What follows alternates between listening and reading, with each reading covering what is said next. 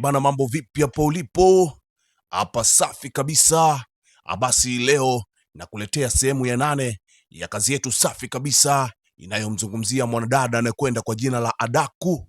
Basi bila kupoteza muda tutaanza pale tulipoishia, ila ni kuombe kwa mapenzi ya dhati, mpenzi mtazamaji, usiache kusubscribe, kulike na kukomenti kwa ajili ya uhai wa chaneli ili tuweze kwenda mjini na sisi.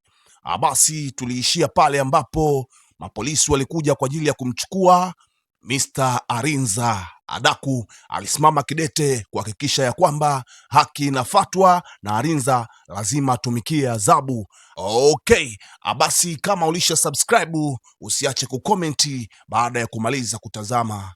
Basi kanyaga panda, tuondoke katika mtindo wa kisasa wewe na mimi hapa wananiita Alifa DJ aka wa kupoa. Tunaendelea baada ya malumbano ya muda mrefu kati ya Arinza na dada yake Adaku, Arinza akigoma kupelekwa kituo cha polisi, lakini polisi walisimamia misimamo yao mikali kuhakikisha ya kwamba ni lazima Arinza afikishwe katika kituo cha polisi na akajibu tuhuma ambazo anatuhumiwa nazo. Inspekta wa polisi anasema hatuko hapa kwa ajili ya sinema inayoendelea. Afande, mchukua tuondoke naye huyo. Arinza anasema bana, tafadhali usije ukanigusa. Ofisa, mimi ni mfalme wa Amanza, hakuna mtu anaweza kunigusa na kunipeleka kama hivyo unavyowaamuru watu wako. Inspekta akasema oya, nimekwambia mchukue tuondoke huyo. Basi afande Jafari akasema aro, hatuna muda wa kupoteza hapa, songa tuelekee kituo cha polisi. Askari walifanikiwa kumchukua wakaondoka naye, lakini malalamiko yalikuwa mengi sana huku nyuma. Mke wa Arinza, Kesia, anasema Adaku, tafadhali fanya kitu, mume wangu ndo anapelekwa kituo cha polisi.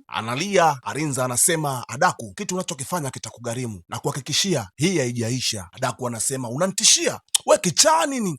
Kwenda kule, nenda jela ukakutana na naume wenzio huko. Kesi anaendelea kulia na kusema mama, mume wangu ndo anaenda yule, fanya kitu kama kuna kitu cha kufanya jamani mama. Mama anamtuliza na kumwambia usio na wasiwasi Kesi, acha tu aende naye, mimi nitaenda kituoni kumtoa. Basi hapa ni nyuma ya nondo za selo za kituo cha polisi. Arinza ametula, yani ametulia, akiwa na mawazo tele kichwani mwake, akiwaza nini hatima yake, maana kila jambo analolifanya linaenda vice versa. Walifungiwa selo moja, yeye pamoja na kijana wake alomtuma kwenda kutekeleza utekaji. Muda huu kijana alikuwa akilia maumivu kutokana na jeraha alilonalo la risasi. Anaomba msaada apate hata dawa ili aweze kutuliza maumivu, lakini inasikika sauti ya afande aliyopo zamu akisema unahitaji matibabu? Kufa tu huko. We mtekaji, unafikiri nani anaweza akakusikiliza? Nani anaweza kawa na huruma na wewe? Achana na mimi wewe, na usinipigie kelele tena, nikiingia huko utanijua mi nani, nitakupiga rungu hakuna rangi utaacha kuona. Arinza akamwangalia anavyopiga kelele, alafu akamuuliza hivi, umekata tamaa sana Kazi rahisi mno, inakuwaje mwanamke akushinde?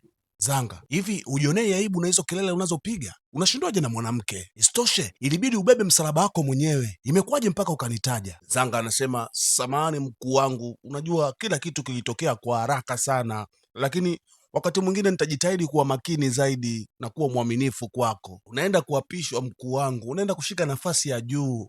Mpiga simu ili niweze kupata matibabu, natokwa na damu. Nyamaza! Unaongea nini wewe? Yaani ushantia sero alafu unakuja kuongea upumbavu? Kaa kimya, achana na mimi. Bana, leo inspekta wa polisi amekuja nyumbani kwa mama Arinza kwa ajili ya kuongea naye. Mama anasema, Inspekta, tafadhali sitaki uelewe vibaya mwaliko ndio kualika nyumbani kwangu. Ningekuja mwenyewe ofisini kwako, lakini kama unavyoona ni jana tu asubuhi mume wangu amefariki, na kama desturi inavyodai siruhusi kutoka nje ya ikulu mpaka ibada zote zikamilike. Ni sawa, ninaelewa hilo malkia, ndio maana niko hapa kusikiliza wito wako.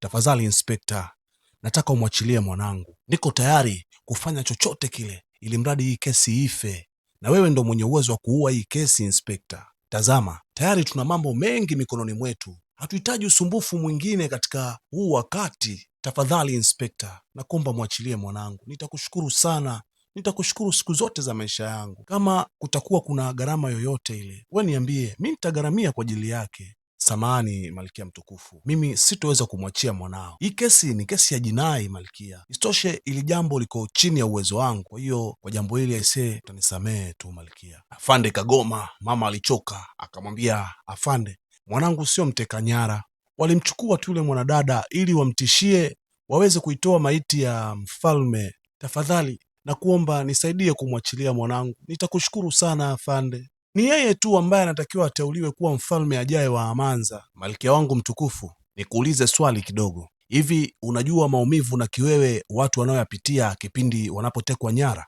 Kuna wengine hawajawahi kupata nafuu tangu walipotokewaga na hayo matukio mpaka leo hii. Mke wa Arinza anasema, Inspekta, tafadhali, hivyo unavyofikiria sivyo hata kidogo. Hapa ugomvi bwana, watu wanagombea kutafuta maiti ya mfalme wapi ilipo. Kwa hiyo waambie walete maiti ya mfalme. Mume wangu si mtekaji kabisa, usiangalie upande mmoja. Wale tuliwabana ili tupate maiti ya mfalme izikwe. Binti, utekaji nyara ni utekaji nyara tu, haijalishi ni aina gani ya utekaji. Mtu pekee ambaye anaweza kubadilisha mwelekeo wa kesi hii ni yule mwasirika ambaye alitendewa hicho kitendo. Bila kupoteza muda, malkia mtukufu anaenda nyumbani kwa Mirna ili aweze kutatua tatizo linalomsibu mtoto wake. Mpaka sasa ameshikiliwa katika mikono ya polisi. Kwa maana hiyo ni kwamba hatima ya Arinza mpaka sasa ipo mikononi kwa mdogo wake na Mirna. Mama alikuja kuongea na Mirna ili aweze kumwombea msamaha kwa mdogo wake. Anagonga mlango na kuuliza, kuna yoyote humu ndani? Mirna alikuwa hajatoka kwenda kazini, akatoka na kumkuta malkia mtukufu ndo anayegonga mlango. Malkia wangu, karibu sana. Asante sana Mirna. Ni ziara gani malkia? Mbona ya kushtukiza sana? Najua nimekushtukiza Mirna, nilihitaji kuzungumza na wewe moja kwa moja, ndo maana niko hapa. Sawa malkia, lakini ulipaswa kuniita kabla ya kuja hapa, kwa sababu wewe ni malkia wa ufalme wetu, upaswa kutembelea watu wa kawaida kama sisi. Mirna, nimekuja kwako, kuna kitu muhimu sana unapaswa unipe Mirna. Kitu chenyewe si kingine, ni moyo wako wa kusamehe. Tafadhali, mwanangu si mtekaji, alikuwa tu akilinda kiti cha enzi. Wazee wamekuwa wakimtishia kwamba ufalme watampa mtu mwingine, na huyo mtu anagawa pesa kwa hao wazee. Kwa hiyo yeye alitumia kama fursa tu, hakujua nini kingetokea baada ya kumteka mdogo wako. Tafadhali naomba nisaidie kuifuta hii kesi, na kuomba tena nisaidie Mirna kuifuta hii kesi. Yaani ni kwamba msaada wa Arinza hautotoka sehemu yoyote tofauti na kauli ya mdogo wako. Bana, kumbe muda wote huo waliokuwa wakiongea, yule binti alikuwa ndani anasikia kila kitu. Akatoka na kusema, kamwe haitowezekana, siwezi kukubali, hautoweza kuifuta hiyo kesi kamwe, acha mwanao akakutane na upande wa sheria. Mirna anasema, Jason, najua una hasira sana kwa sasa, lakini nahitaji utulie kwanza mdogo wangu. Dada, tafadhali usiniambie nitulie. Wewe unajua nilichokipitia walivyokuwa wameniteka wale vijana kwenye lile jumba bovu. Hivi kwa mfano ningekuwa na ugonjwa wa moyo, si ningekufa kwenye lile jumba bovu? Malkia anasema, nafahamu binti yangu, nitalipa kwa uharibifu wote uliotokea. Naomba uniambie gharama zako ni shilingi ngapi? Sihitaji pesa zako za kijinga, hizo pesa ungezitumia kumfundisha mwanao. Mirna akamwambia, Jason, mbona umekuwa na mtazamo wa kijinga mdogo wangu? Ina maana umesahau kwamba huyu ndo malkia wa ufalme huu na unaongea kauli za kumvunjia heshima mbele yake?